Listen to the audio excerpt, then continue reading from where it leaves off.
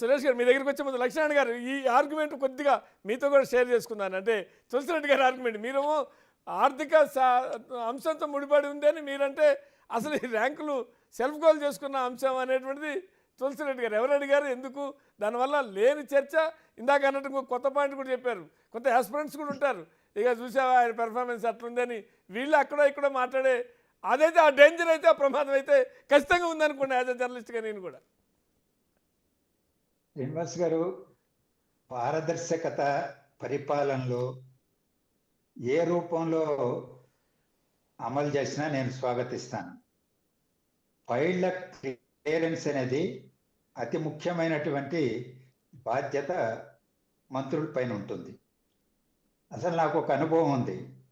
గత ప్రభుత్వ కాలంలో ప్రతి ఫైలు మంత్రి దగ్గరికి వెళ్ళేది.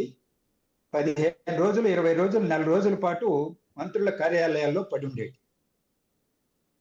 అవి వాళ్ళకేం సంబంధం లేదు. ఒక ఉద్యోగి ప్రమోషన్కి సంబంధించిన ఫైల్ కూడా వాళ్ళ దగ్గరికి వెళ్ళేది. కోర్టు తీర్పులు ఇచ్చినా అమలు చేయడంలో అలసత్వం ప్రదర్శించేవాళ్ళు, ఎందుకంటే మంత్రి క్లియర్ చేయలేదని. దానివల్ల నష్టపోయారు. నష్టపోయినటువంటి వాళ్ళలో మా మిస్సెస్ కూడా ఉందని చెప్తున్నా. 2 సంవత్సరాల పాటు ప్రమోషన్ లేకుండా తొక్కిపెట్టడం జరిగింది. హైకోర్టుకి వెళ్ళి 3 కేసులు ఫైల్ చేసి రిపిటిషన్లు, తీర్పు అనుకూలంగా వచ్చిన అమలు చేయలే. ఏమంటే మంత్రి దగ్గర ఉండదు. ఇలాంటివి ఎన్నో ఉంటాయి. అంటే మంత్రులు సమర్థవంతంగా పనిచేసి ఫైల్స్ని క్లియర్ చేయకపోతే ప్రజలకు నష్టం జరుగుతుంది, రాష్ట్రానికి నష్టం జరుగుతుంది. అది చాలా ముఖ్యమైనటువంటి అంశం. ఇది చాలా మంది కొత్త వాళ్ళు ఉన్నారు, అధికారులు గైడ్ చేస్తే తప్ప వాళ్ళకి తెలియదు. ఈరోజు వాళ్ళు ఇంకా తెలుసుకునేటువంటి దశలోనే, అధ్యయనం చేసే దశలో ఉన్నారేమో. పాత వాళ్ళు కాదు మంత్రులు, ఫరూక్ గారు పాత వాళ్ళు. మిగిలిన కొత్త వాళ్ళు ఫైల్ ఏ విధంగా చూడాలి, ఏ విధంగా క్లియర్ చేయాలి, కాంప్లికేషన్స్ ఏంటి, అవగాహన లేకపోవచ్చు కూడా.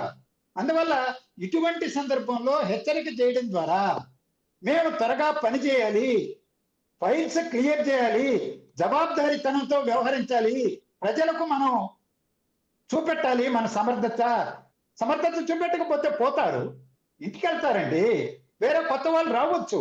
అందువల్ల తప్పేంటి? నేనైతే స్వాగతిస్తున్నా. కాకపోతే ఆ సమస్యను భూతద్దంలో పెట్టి చూడాల్సిన అవసరం లేదు. అదొక్కటే కాదు పనితనానికి కొలబద్ద. ఈరోజు రాష్ట్ర ప్రభుత్వం మొత్తంగా చేసే పనితనానికి ఈరోజు కొలబద్ద. ఈ రాష్ట్రంలో ఉపాధి అవకాశాలు మెరుగు చేస్తామన్నారు, అవినీతిని తగ్గిస్తామన్నారు, ఇరిగేషన్ ప్రాజెక్టులు కడతామన్నారు, ఇలా చాలా చాలా చెప్పారు. అవన్నీ ఏమాత్రం జరుగుతున్నాయి? అమరావతి నిర్మాణం ఏంటి, పోలవరం నిర్మాణం ఏంటి, ఇవన్నీ కూడా.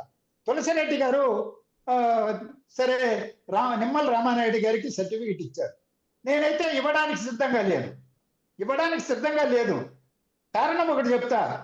నేను అడుగుతున్నా, ఈ రోజు నిర్మాణంలో ఉన్న ఏ ప్రాజెక్ట్ అయినా సరే, అది గాలేరు నగర, అంద్రేనివాన, తెలుగు గంగ, వెలుగొండ ప్రాజెక్టా, దాని తాజా అంచనా వ్యయమంత, ఆ ప్రాజెక్టు మీద తాజాగా ఎంత ఖర్చు పెట్టారు చెప్పమనండి అడుగుతున్నా నేను. 8 నెలలు అయింది, చెప్పగలరా? గత ప్రభుత్వాన్ని తిట్టుకుంటూ విమర్శించుకుంటూ కూర్చుంటే లాభంలా.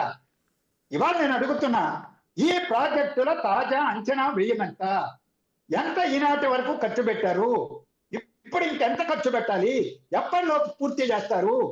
పోలవరం చుట్టే మనం పరిభ్రమిస్తే సాధ్యం కాదు. పోలవరం జాతీయ ప్రాజెక్టు సంక్షోభం నుంచి బయటకు వచ్చింది, సంతోషిస్తాం, దాని మీద ఆశలు చిగురించినాయి, శభాష్. కానీ what about other projects? Vamsadhara రెండో దశ, 2వ స్టేజ్, ఎంత అంచనా వేయమంత, ఎంత ఖర్చు పెట్టారు, ఇంకెప్పుడు పూర్తి చేస్తారు? కోటపల్లి ఏంటి, వంశధార నాగవల్లి అనుసంధానం ఏంటి, ఉత్తరాంధ్ర సుజలసం ఎంతేంటి? పోలవరం కానటువంటి ప్రాజెక్టుల యొక్క స్థితిగతుల పైన శ్వేతపత్రం విడుదల చేసే సాహసం చేస్తుందా ఈ ప్రభుత్వం? చేయగలదా? రైట్. అందువల్ల ఏ మంత్రి